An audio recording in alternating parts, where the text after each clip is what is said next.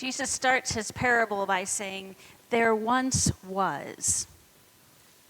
We could start it once upon a time, and we would not be insulting the gospel at all, because a parable is not meant to be a factual story. A parable's not trying to give us history or tell us who did what when in a certain particular order.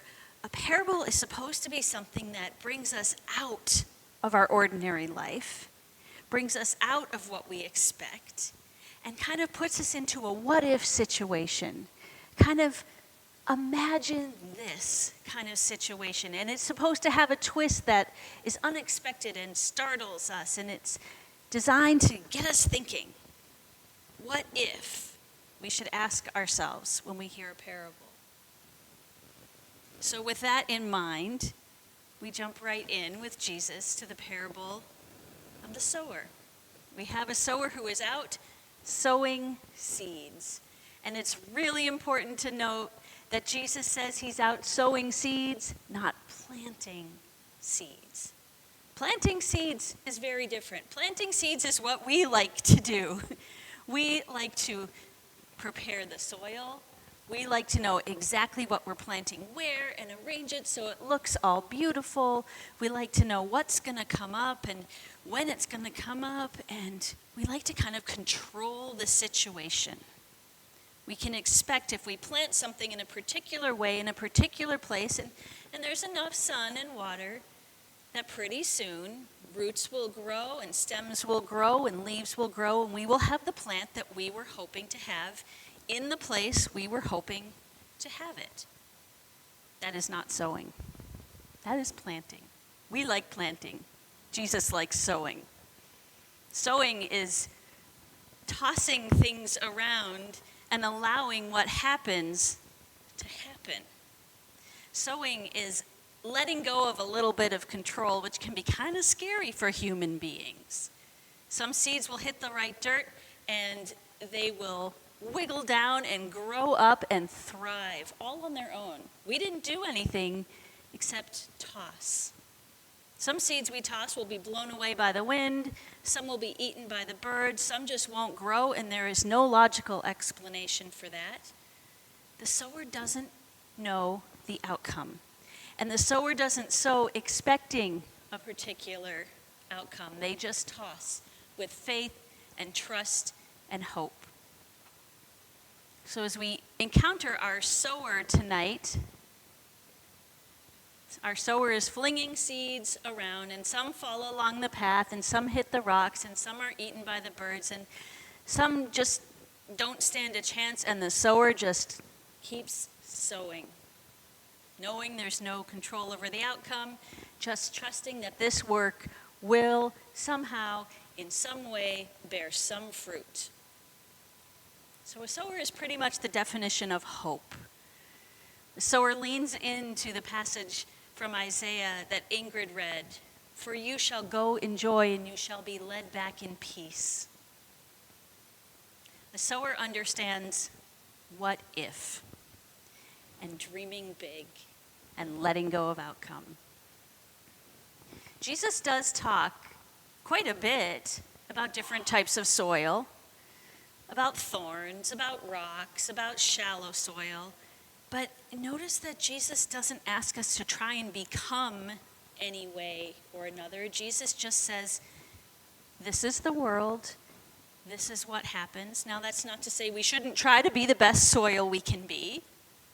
But this story isn't about judgment. It's not about trying to be perfect or creating a perfect environment or asking us to be different than we are. That's not the challenge in this story. The challenge in the story is living into the what if and letting love and hope and trust and faith take us where it takes us. What if is the sower continuing to sow generously and extravagantly, even in the least promising places. Now, one way to understand this parable is that God is the sower. That is a perfectly legitimate way to understand this parable, and I think God is probably the best sower ever. Continues with the likes of me, even though my soil is quite rocky and shallow at times, but God still tries. Another way, though, to read this parable is the idea that those of us walking the way of Jesus, doing our very best to take in these teachings and bring them out into the world and live them the best we can, what if we are asked to be the sower? What if Jesus is saying, you too can fling the seeds of hope and love and kindness and trust and patience and see what comes? I wonder what implications this might have for us in our lives outside of these walls, if this is how we live. Just trying our best to do this work of Jesus and flinging it out there and having no attachment to the outcome and seeing what happens. If we live into the what if. We do often want to do more planting than sowing. We want to be confident that what we're doing will be well received, and we like playing it safe sometimes, and we like control sometimes, and sometimes in the name of good stewardship, we try and hold tightly to what we have so we don't waste it, and sometimes we hold back out of fear. But today, Jesus gives us the freedom to take risks. Take risks with our love, take risks with our trust, take risks with our hope. He endorses extravagant generosity in our sowing, even in places where we're really sure nothing will grow. He urges us to sow. So what does this look like in today's world, here and now? I'll tell you the story of a young man, 27 years old, from Walker, Minnesota. His name is Jimmy Kellogg. When Jimmy was in his very early 20s, he's only 27 still, but when he was in his very early 20s, he was trying to figure out what to do with his life, and he wasn't quite sure what he wanted to do. He knew that he liked doing kind things for other people, and he decided to start taking videos of these acts of kindness and just put them on YouTube, just to inspire other people, just so he could have a focus and have something to do. So he did. Very small acts of kindness. He would shovel someone's sidewalk and make a little video about it and put it on YouTube. He would go to the park and see if there was someone sitting there who maybe looked lonely, maybe looked like they were sitting there for a while without anyone to talk to, and he would go ask them if they wanted to play catch with him. And he would make a little video about it and put it on YouTube. Small seeds Jimmy tossed, small seeds, and he hoped that what he did would encourage others to do the same, and that there would be more acts of kindness in the world. What he didn't anticipate was those small seeds growing. People from all over the country started watching Jimmy's videos, and yes, they did do their own acts of kindness, but they also started sending Jimmy money.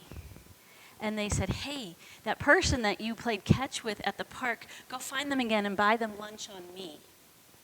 Hey, that person whose lawn you shoveled, maybe they also need their lawn mowed in the summer, so here, I'm going to give you $20 so you can get some gas and go mow their lawn. These small seeds that Jimmy had flung became small plants. They started to grow. And Jimmy's acts of kindness grew bigger. He would take a family in need on a shopping spree before school started and get the kids everything they needed for school. He took an elder out for a day of fun, including going to an NFL game at the team that elder had been a fan of his entire life but never been to a game. Jimmy's followers raised enough money for a family with special needs child to buy the van that they needed. Then one day, Jimmy posted a short encounter with the military vet who was experiencing homelessness. This video went viral, and people from all over started sending Jimmy money. Small donations, $5, $10, $20. First, there was enough to give this man a hotel room for a week. And then it was 2 weeks. And then it was a month. And it kept growing. And then someone started a GoFundMe for this man. And then pretty soon there was enough for first month's rent and last month's rent and then a whole year's worth of rent. And then one of Jimmy's followers asked to be connected to this military vet and got him a job. These little seeds that Jimmy had been flinging around ended up growing not just a few plants, but an entire forest. This is now Jimmy's full-time job. He goes around the country doing acts of kindness, and his followers send him the most generous amounts of money and offers of help and support and kindness. Jimmy's followers have changed more lives than you could even count. They raised enough for an 85-year-old woman who was still working at Walmart to retire. And they bought a tiny house for a family who'd been living in their car. Whenever Jimmy posts a video, the immediate response from people is, let's see how much we can do. Let's see how we can make these seeds grow. When he started out just buying someone's groceries or playing catch in the park, Jimmy had no way of knowing what these seeds would grow into, but he thought, what if? He didn't have a plan. He just thought, what if? His social media name is actually Jimmy Darts. And he doesn't call himself a sower, he calls himself a dart thrower. And he says he just throws love out there and he prays that it'll hit the mark. Dart thrower, sower, I don't think the name's that important. I call him a gift. What matters is that he brings hope. These seeds that we're asked to fling are seeds of hope, seeds of justice, seeds of love, seeds of compassion. Where there is hope, there is life. Where there is life, there is love. Where there's love, there are miracles. And then miracles take on life and love of their own. So that's the good news, and that's the challenge of our gospel story this week, to realize that our work might not be about planting, but about sowing. And we might not be able to control the outcome. It might grow into a forest that we weren't even expecting and aren't sure how to take care of, but there we are. We don't know what will come of the good that we do, but we are asked today to live into the what if. What if we make the flinging of these seeds, seeds of love and hope and justice and promise and truth, the seeds of abundant life, what if we make the flinging of those seeds our life's work? And what if, regardless of the environment, or regardless of where they fall, or regardless of what kind of soil is around us, we just keep sowing. We just keep flinging as generously and as extravagantly as we possibly can without attachment to the outcome, but with plenty of faith and plenty of hope. Now, we're not all going to be Jimmy Darts. But whenever you offer hospitality or welcome to someone, you are sowing seeds. Whenever you stand with the most vulnerable and you speak in the name of justice, you are sowing seeds. Whenever you share generosity of time, energy, spirit, money, kindness, you are sowing seeds. And whenever you trust that whatever goodness you put out there will be used by God for even greater good, you are a sower. And however big or small a harvest, Jesus didn't seem to care if it was 30 or 60 or 100. However big or small the harvest, there is a miracle in it. Because seeds contain all within themselves the mystery and the grace and the surprise of God. And Jesus says, this is the kingdom of God. So what if? Amen.